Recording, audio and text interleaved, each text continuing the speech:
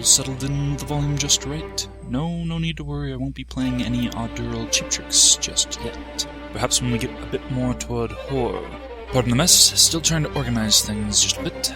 Welcome to Tea Time and Tension, my bi-weekly webcast. I may update it more than once every other week as things get rolling, but never less. Unless I'm abducted, or the squirrel staring at me through the window decides to turn carnivorous, or some other such implausible incidences. Bearing those, feel free to visit, enjoy a sip of tea or other beverage of choice, and follow along regularly. Yes, I suppose introductions are in order then. I am M.R. Maloney, an addict to language and story. I've been for as long as I can remember, begging for exciting stories from when I had to be read to, onward as I learned how to read on my own, progressing quickly far beyond my classmates of the time, who tended to prefer to play outside while I stayed in.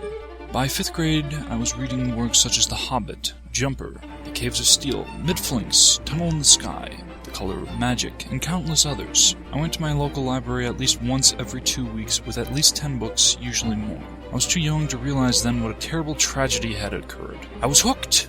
The very essence of story, characters, and plot drew me in like a detective to the chase, like a survivor to necessity, like a warrior to battle. It wouldn't be too long after that I would take the next step, starting my own stories. Nearly 7 years later, I had submitted my first 10-page story into a local publication contest and won the grand prize, $35.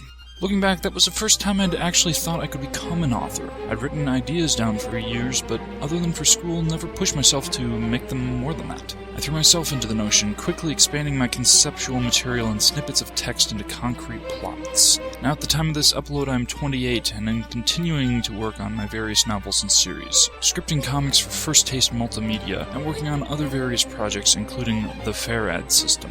More on that another time, perhaps. This webcast was created to give a window into my life, the beginnings of an author in the world of print and other media, as well as to discuss the process of crafting stories, dissecting examples both wonderful and hideous, as well as the history of story and its varied forms throughout, history. It is my hope that you, dear listener, travel alongside. The longest journeys begin with the simplest steps.